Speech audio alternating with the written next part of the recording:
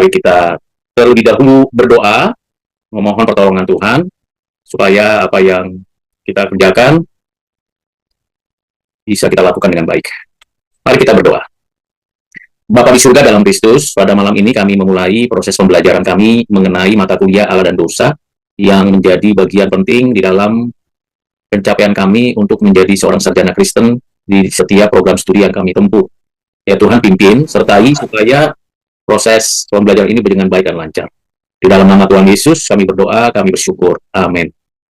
Ya, mata kuliah ini Allah dan Dosa 4 SKS. Tentu kalau 4 SKS dapat memberikan kepada setiap mahasiswa dampaknya, karena bisa meningkatkan IPK dan juga bisa meningkatkan kualitas integrasi. Tetapi juga sekaligus kalau tidak serius, dapat membuat IPK-nya rendah. Nah, bagian yang penting yang perlu diperhatikan, saya mulai dari skema penilaian. Jadi skema penilaian. Nanti kalau kita perhatikan skema penilaiannya, itu ada proyek 15%, ada forum diskusi 20%, ada ujian tengah semester 25%, dan ada ujian akhir semester 40%. Jadi totalnya 100%. Proyek integrasi iman dan ilmu. Ini proyek ini merupakan proyek pembuatan podcast. Jadi podcast. Jadi isinya apa? Mengkaji bagaimana dampak dosa mempengaruhi proses berpikir, metodologi atau cara terjadinya, dan tujuan ilmu sesuai jurusan atau program studi, dan mempresentasikannya di kelas. Nah, tentu saya tidak minta ada presentasi di kelas. Jadi di podcast itu betul-betul satu kelompok mengerjakannya dengan serius. Podcast, bagaimana itu podcast? Silakan jelajahi internet, bisa ditanya pakai ChatGPT, bisa dicontoh dari pihak-pihak yang pernah melaksanakan podcast. Tetapi intinya yaitu mengkaji. Jadi mengkaji. Kalau namanya mengkaji itu berarti bukan sekedar memberikan deskripsi. Ada analisis, ada argumentasi, ada tanggung jawab. Nah, itu namanya mengkaji.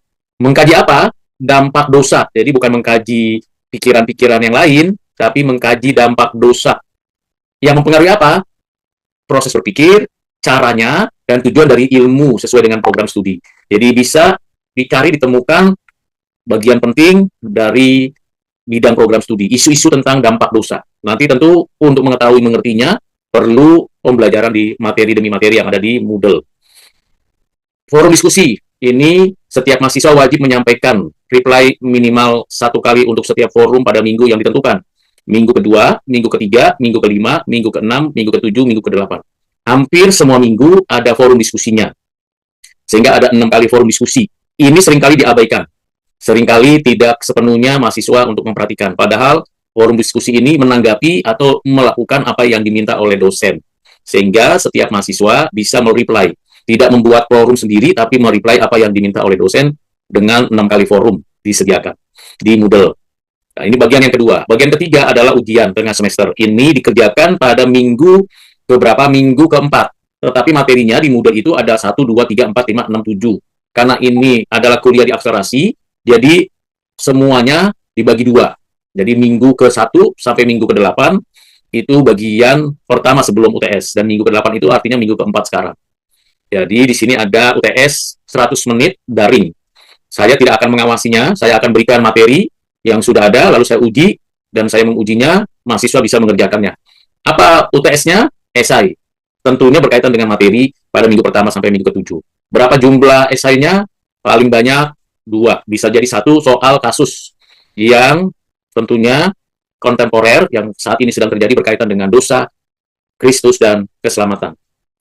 Bagian yang keempat adalah ujian akhir semester. Tugas ini dibagi atas 2 bagian, tetapi nanti bisa disatukan.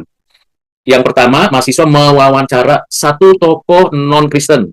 Jadi tokoh agama, rohaniawan, Islam, atau Buddha, atau Hindu, atau Konghucu, atau aliran kepercayaan. Pilih 1, nanti saya tentukan di dalam grup WA siapa grup yang memilih tokoh Islam, tokoh Buddha, tokoh Hindu, tokoh Konghucu. Nanti saya buka ruang setiap tokoh-tokoh itu. Islam hanya misalnya 4 kelompok saja, Buddha hanya 4 kelompok saja, Hindu hanya 4 kelompok saja. Jadi tidak semuanya Islam, tidak semuanya Buddha, tidak semuanya Hindu, tidak semuanya Konghucu atau kepercayaan lain. Jadi dibatasi berapa kelompok yang memilih tokoh Islam. Kalau kita lihat dari partisipan dari kuliah ini ada 70 mahasiswa, kalau dibagi 5 per kelompok, berarti kira-kira ada 15 kelompok. Nah, 15 kelompok, berarti tiap kelompok tokoh Islam, misalnya yang diwawancara itu hanya 3 kelompok. Buddha, 3 kelompok. Hindu, 3 kelompok. Konghucu, 3 kelompok. Kemudian aliran kepercayaan 3 kelompok. Atau 4, 4, 4. Nanti saya akan setting, dan mahasiswa tinggal pilih. Sebelum menentukan itu perlu memilih anggota kelompoknya. Setelah diwawancara, dengan topik yang ditentukan, lalu ditanggapi. Ditanggapi oleh siapa? Ditanggapi oleh tiap-tiap kelompok, dan ditanggapinya bukan menyimpulkan atau merumuskan atau memberikan semacam persetujuan atau ketidaksetujuan. Tidak.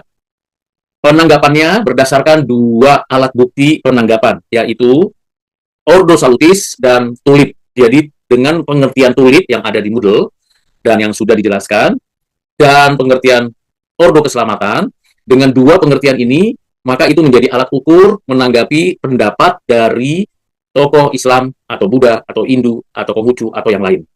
Bagaimana dengan Kristen? Tokoh Kristen tidak bisa dijadikan sebagai orang yang diwawancarai. Baik itu Kristen Protestan, Kristen Katolik, Kristen Ortodoks, dan Kristen-Kristen lain. Yang namanya Kristen, mesti kita tidak wawancarai. Yang diwawancarai adalah yang non-Kristen. Jadi hanya wawancaranya hanya maksimal 3 menit, tidak boleh terlalu lama, karena hanya wawancara. Lalu nanti hasil wawancaranya berapa menit, lalu ditanggapi. Ditanggapi bukan di depan tokoh agama tersebut, tetapi tanggapi berpisah. Bisa dilakukan wawancara secara daring, bisa dilakukan wawancara secara tatap muka. Setelah itu, maka setiap mahasiswa membuat refleksi untuk setiap proses wawancara sampai tanggapan. Nah, di refleksi ini bisa dalam bentuk tulisan, bisa dalam bentuk video. Kalau satu kelompok itu dalam bentuk video, maka tanggapan refleksinya dalam bentuk video. Kalau satu kelompok itu dalam bentuk tulisan, maka refleksinya dalam bentuk tulisan semua. Jangan ada satu kelompok video, lalu ada juga yang tulisan, karena itu akan menyulitkan untuk memberikan penilaian untuk per kelompok. Jadi, penting untuk memperhatikan bagian UAS ini. Silakan mulai sekarang dicari tokohnya. Nanti setelah ini saya akan buatkan di grup tokoh agama Islam. Nanti kelihatan langsung kelompok 1, kelompok 2, kelompok 3. Paling lambat besok sudah ada kelompoknya. Kalau tidak ada kelompoknya besok, maka saya yang pilihkan. Jadi waktu dipilihkan tidak boleh protes, tidak boleh ganti-ganti kelompok. Mengapa? Karena waktu kita ini singkat. Minggu depan dan minggu depannya lagi, sudah 3 minggu, minggu depannya awal Juni sudah UTS. Akhir Juli atau awal Juli sudah UAS. Sudah ada video-video yang sudah diwawancara. Waktunya singkat, kita kejar tayang, lakukan semuanya dengan cepat, tepat, benar.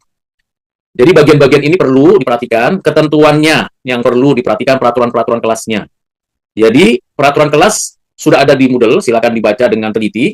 Kalau saya perbesar peraturan kelasnya, mahasiswa seharusnya sudah ikut hadir di dalam sesi ini. Jadi yang tidak hadir, ya sebenarnya sudah merugikan diri sendiri. Ya. Kemudian mahasiswa harus mengikuti perkuliahan dari Moodle itu seminggu per minggu, topik per topik, ikuti saja centang. Ada centangnya bahwa mahasiswa itu sudah baca, sudah pelajari, sudah dengar. Lalu perhatikan proses pembelajarannya. Dalam proses pembelajarannya, maka terlihat bukti-buktinya melalui tugas-tugas yang diberikan. Dan ketika mengerjakan tugas, wajib mandiri. Kecuali yang kelompok juga mandiri kelompok. Tidak boleh ada kecurangan, menggunakan AI, ChatGPT, Jasper, Anyword, dan sebagainya. Karena di Moodle sudah terdeteksi kalau menggunakan itu, sehingga merugikan sendiri. Oke.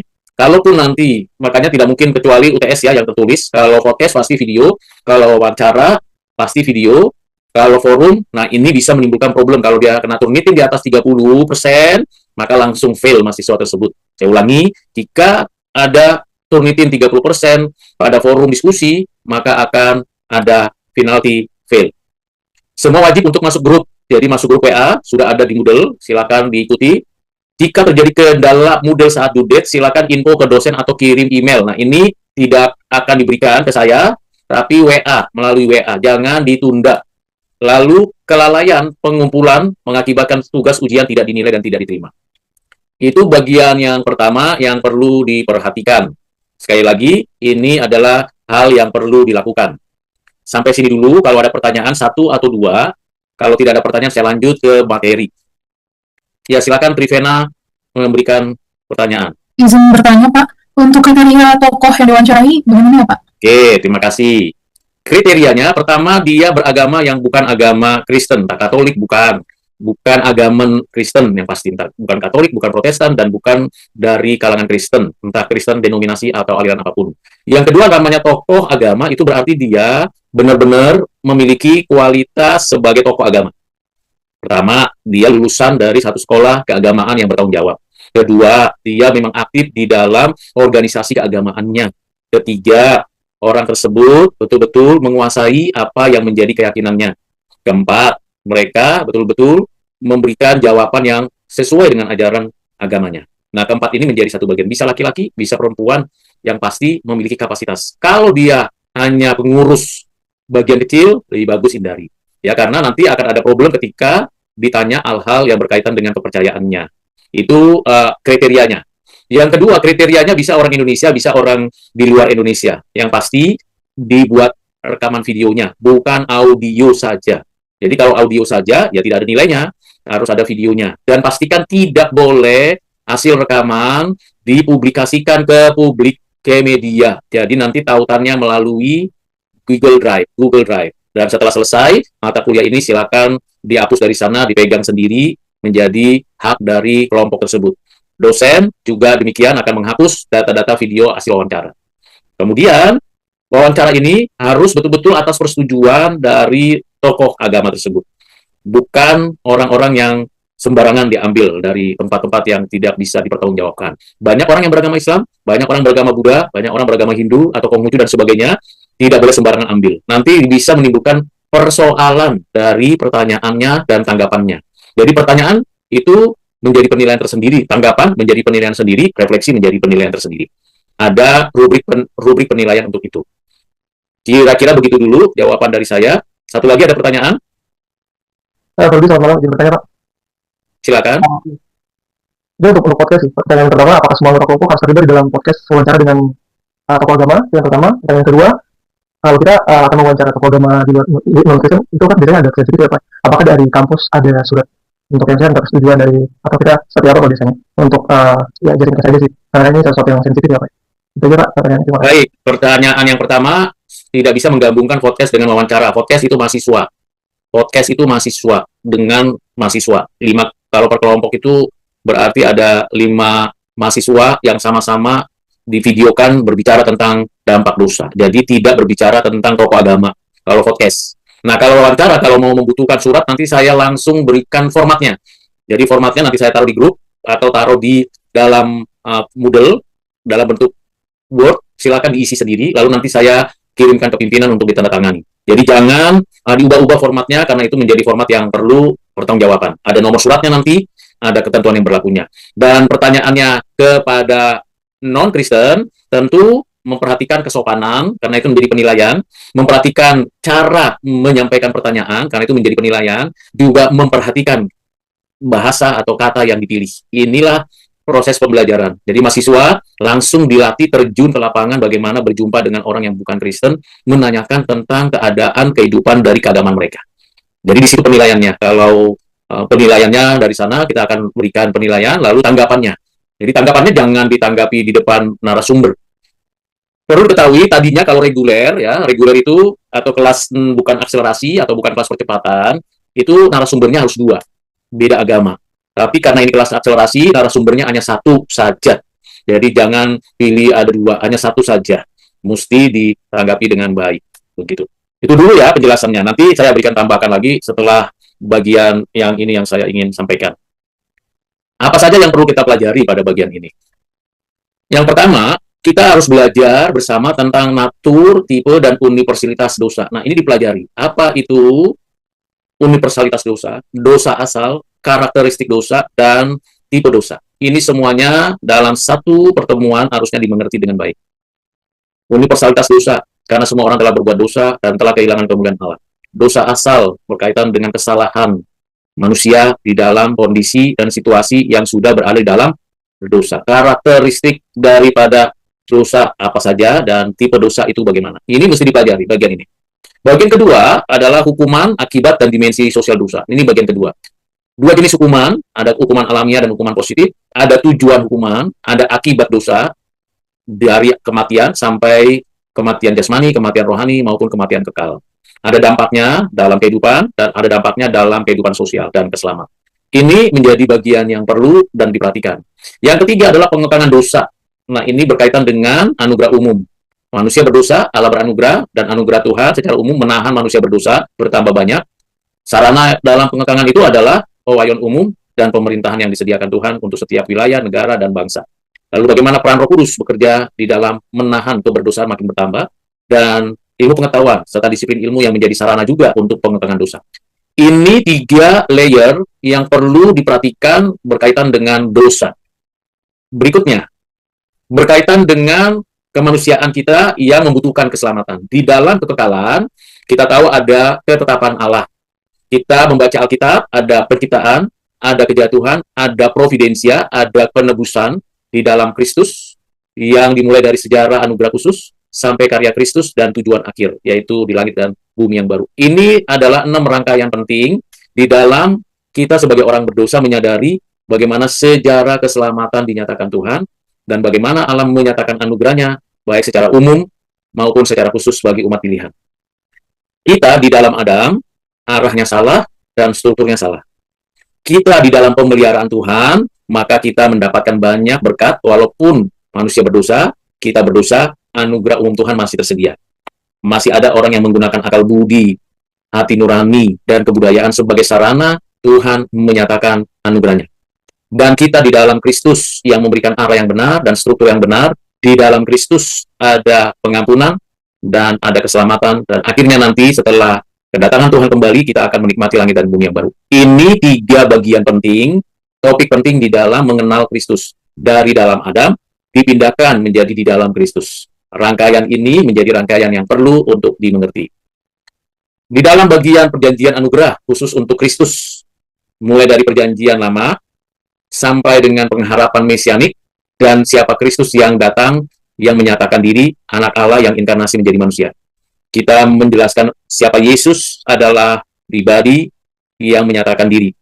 Ada banyak ilustrasi, 2 kodrat atau natur daripada Kristus, baik ilustrasi tubuh dan jiwa, besi dan api, dan ilustrasi yang lainnya.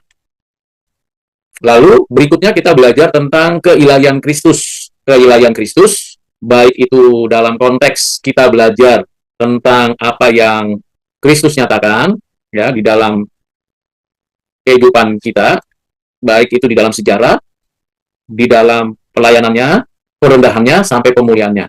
Jabatan Kristus dan ketuhanan Kristus. Ini topik-topik bicara tentang keilahian dan kemanusiaan Yesus. Selanjutnya, berbicara tentang apa yang tertulis di dalam Alkitab. Siapakah Yesus dalam perjanjian lama dan di dalam perjanjian baru. Dalam perjanjian lama, Kristus telah menyatakan dirinya secara teofani, epifani, dan tipologi. Dan di dalam perjanjian baru, Kristus menyatakan dirinya dalam keadaannya sebagai manusia. Baik karyanya, perkataannya, kuasanya, sampai nanti kedatangannya kembali. Jadi ada rangkaian, mulai dari ketetapan kekekalan, penciptaan, kejatuhan, penebusan oleh Kristus, dan akhirnya kita menikmati hidup yang kekal. Nah, itu bagian tentang Kristus ya, ini sama, diperdalam saja. Lalu bagaimana kita beroleh keselamatan di dalam Kristus? Ini yang disebut tulik.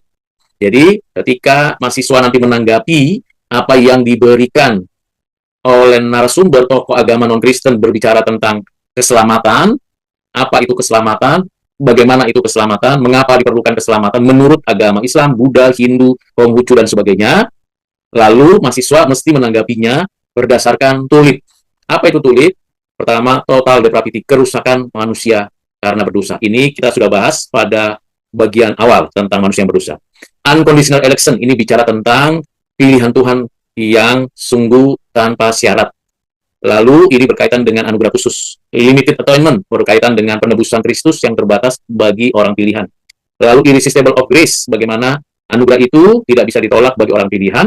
Dan perseverance obtain, bagaimana kita dijaga, dipimpin oleh Tuhan dalam kesetiaan mengikut Tuhan.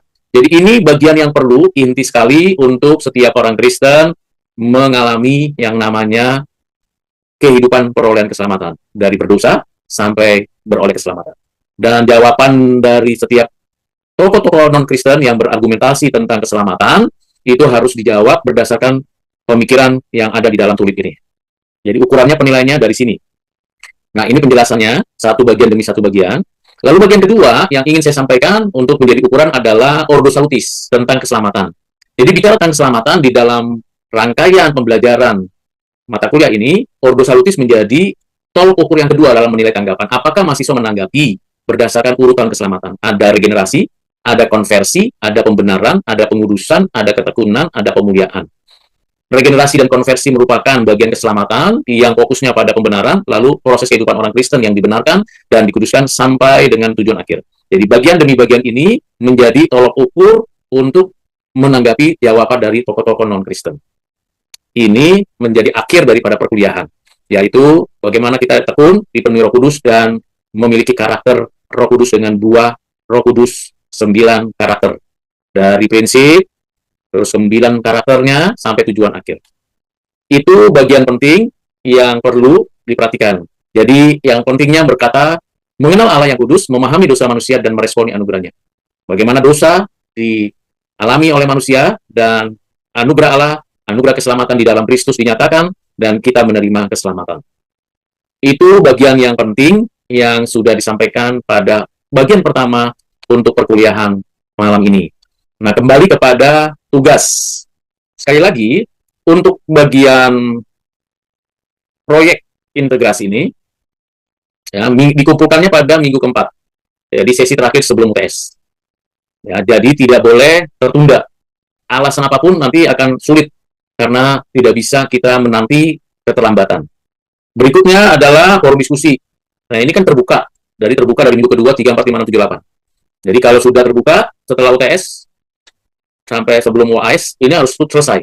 Ya, selesai, tidak ada mundur. Kemudian UTS, lalu bagian wawancara. Sehingga dalam waktu 8 minggu, jadi 7 minggu lagi, perkuliahan ini selesai dan berakhir. Apa tugasnya? Tugasnya yang perlu dilakukan oleh mahasiswa. Pertama, mulai malam ini langsung di grup Moodle memilih siapa anggota kelompoknya. Yang kedua, mulai malam ini sudah pikir masuk memilih kelompok dari agama apa. Nah, Islam, Buddha, nanti saya langsung masukkan di dalam grup, ya. Nah, perubahan kelompok nggak bisa lagi. Jadi jangan sembarangan memilih kelompok, ya. Karena nanti akan sulit, saya akan ubah-ubah perbaiki lagi. Jadi kalau udah itu saja. Ya, kelompok pilihlah. Silakan sambil ada yang bertanya, karena sebentar lagi saya akan akhiri kalau tidak ada yang bertanya. Kelompoknya? Satu-satu supaya bisa saya jawab dan saya bisa mendengar pertanyaannya. Silakan. Iya, Pak. Yang pertama mau tanya durasi podcast. Yang kedua, apakah itu harus ketemu semua secara offline atau bisa melalui Zoom atau Teams? Kalau podcast paling banyak hanya 7 menit. Dan bisa dilakukan secara daring atau secara onsite atau tatap muka. Itu saja. Selamat malam, Pak Rudi. Saya bisa izin tanya, Pak. Silakan. Pak, untuk yang video podcastnya itu, 5 anggotanya itu harus tampil semuanya di video atau tidak, Pak? Ya kalau nggak tampil, yang tidak tampil yang nggak ada nilai. Oh, Iya. oke, baik, Pak. Lalu yang kedua, Pak, untuk dudat yang submission UAS ini tuh di minggu keberapa? Minggu ke-8 terakhir. Oh, oke, Pak, Minggu baik. ke-8 berarti kira-kira kalau ini minggu pertama, minggu depan minggu kedua, hitung saja. Sampai minggu ke-8 itu terakhir. Karena kita setelah itu periksa kan, seminggu setelah itu langsung ada nilai di OPCS. Ketentuannya seperti itu. Jadi tidak, memang cukup dikejar ya, kejar tayang. Tadi saya katakan bahwa kita harus kerja keras, bukan hanya mahasiswa, dosen tidak ada istirahatnya. Ya, dosen tidak ada istirahatnya. Ya, baik, Pak Rudi. Berarti, lanjut. Pak, untuk make sure lagi, untuk video podcast maupun video wawancara kita itu, untuk kita 5 anggota semuanya wajib masuk di video ya, Pak ya? Begini, kalau podcast kan itu tidak melibatkan orang lain. Betul ya? Betul, Pak. Nah, jadi kalian mesti bisa ngobrol dengan bebas, tapi terbatas waktunya, fokus, sehingga perlu pilih isu dampak dosa pada program studi. Jangan membahas terlalu global, terlalu universal, tapi membahas isu-isu berdosa pada program studi. Apa itu? Silakan dipilih sendiri. Tentu saya tidak perlu arahkan lagi. Kalian yang tahu. Kemudian kalau di dalam UAS, itu yang mewawancarakan bisa 1 orang atau 2 orang. Begitu. Karena kalau direbutkan banyak orang, malah justru tokoh agamanya jadi kurang nyaman. Begitu ya. Pilih 1 saja, lalu yang 4 lagi menanggapi. Tapi ingat, nilainya kelompok. Gitu. Jadi kalau pertanyaannya ngawur, tidak tepat sasaran, asal bertanya, lalu tidak berani stop, Pak, saya cukup sampai sini, begitu. Kadang kalau dikasih orang bertanya, kita menjawab, banyakkan sekali pertanyaan itu dijawabnya sampai bisa 2 jam. Jadi pertanyaan dan kesiapan untuk membatasi jawaban dari narasumber harus bisa dilakukan. Misalnya, menurut Bapak, makanan ini warnanya kok hitam karena gosong atau karena coklat dark atau karena memang itu menjadi tipe dari makanan ini. Lalu dia akan jelaskan, oh makanan itu berakar dari sini, ini dijual ini. Itu sudah bilang, Pak, makanan ini. Jadi mesti betul-betul membuat pertanyaan itu membawa narasumber menjawab on the track, fokus, jelas. Karena saya menemukan di semester-semester sebelumnya, yang ditanya tentang keselamatan, tapi yang dijawab adalah tentang negara A, negara B, negara C, yang banyak mayoritasnya ini, kita ini, yang dijawab itu kemana-mana gitu. Sehingga menimbulkan kehabisan waktu, yang fokusnya nggak dijawab. Usulan saya, mahasiswa sebelum mewawancarai narasumber, harus terlebih dahulu memberikan daftar pertanyaan. Disusun daftar pertanyaan yang berkualitas, yang mumpuni, yang berkaitan dengan keselamatan. Ingat topiknya tentang keselamatan, bukan tentang hal-hal yang lain. Dan tanggapannya bukan membanding-bandingkan agama. Tanggapannya argumentasi, tulip, dan ordo salutis. Jadi kalau tulipnya dan ordo salutisnya tidak dikuasai, apalagi memberi jawabannya dengan membaca teks di layar, itu akan ketahuan nilainya. Jadi kan banyak kan orang bisa jawab, lalu nanti jawabannya dibuat teks, lalu teksnya itu ditaruh di ChatGPT, apa jawabannya dibaca di layar, itu ketahuan langsung. Begitu. Ketahuan, ya nanti kalau begitu nilainya jangan marah kalau kurang, kalau tidak sempurna.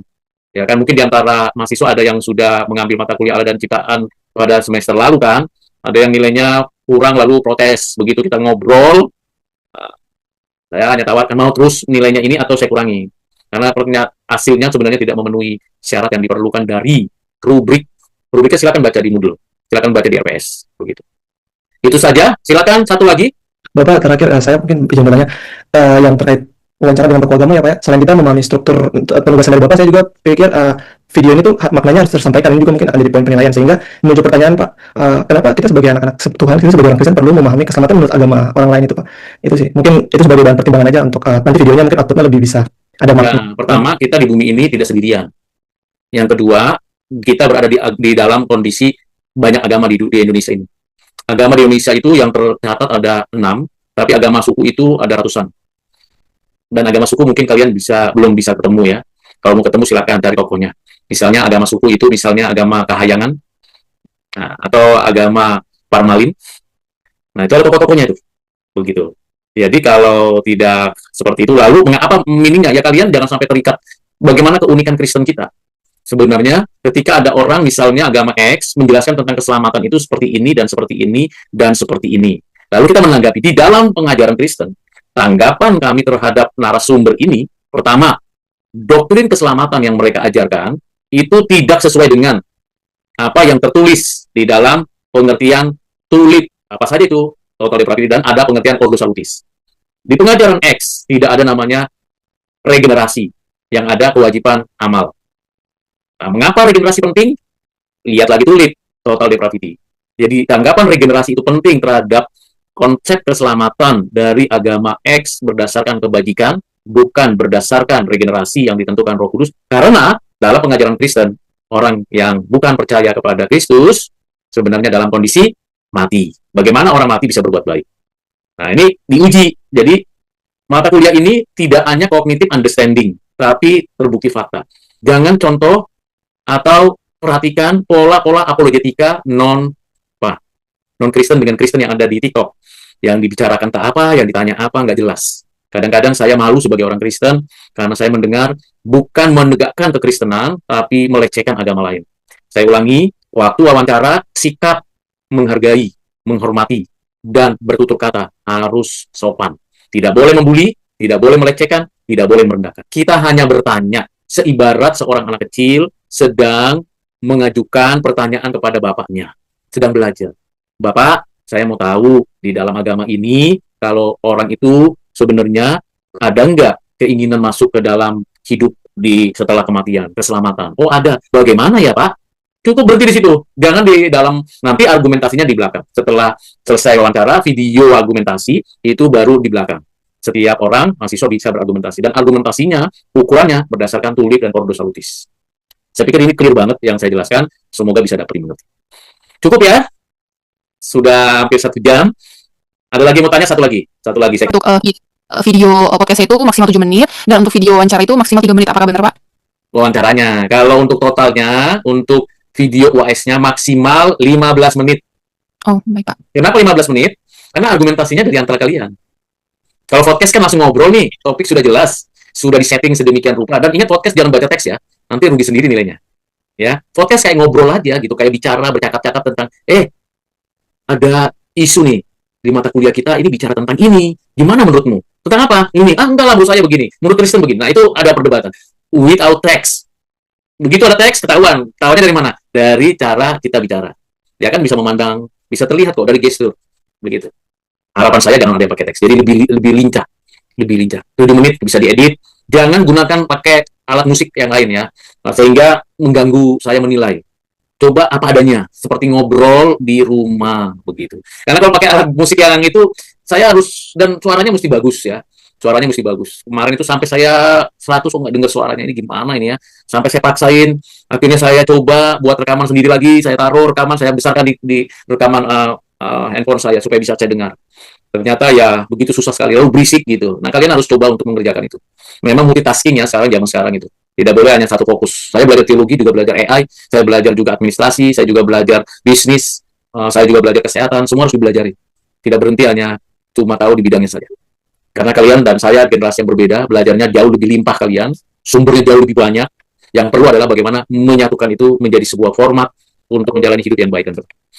Sudah ya, terakhir Birgita Ajeng. Silakan Birgita, ini terakhir ya, terakhir. Iya, baik, selamat malam Pak Rudi. Saya izin bertanya Pak untuk tugas yang UTS dan UAS tadi. Berarti untuk kedua tugas ini, dua-duanya apakah akan ada paper juga Pak? Nggak usah. Untuk apalagi paper kan sudah ada di mana ya? Nggak ada paper. Dua-duanya nggak ada paper. Kalian bisa bikin semacam skema, skenario sendiri silakan. Tapi nggak usah diberitahu sama saya. Begitu. Silakan di setting saja. Tidak ada paper, tidak ada hal-hal yang berkaitan dengan tulisan kecuali 2 hal, yaitu forum diskusi dengan UTS. Oke, baik Pak. Berarti nanti yang dikumpulkan adalah linknya Pak. Jadi kami mengumpulkan dokumen ada linknya. Saya minta tautannya jangan ada yang di YouTube. Oke, baik Pak. Kenapa? Walaupun terbatas di di Google Drive. Setelah selesai, saya kasih penilaian. Nanti setelah selesai mata kuliah ini, selesai semester ini, silakan kalian mau hapus, mau gunakan. Saya tidak punya hak untuk mengatur, karena itu milik kalian. Tapi kalau di YouTube, begitu kalian submit, upload, ada di YouTube, memang kalian bikin terbatas. Tapi ingat, itu tersimpan di YouTube.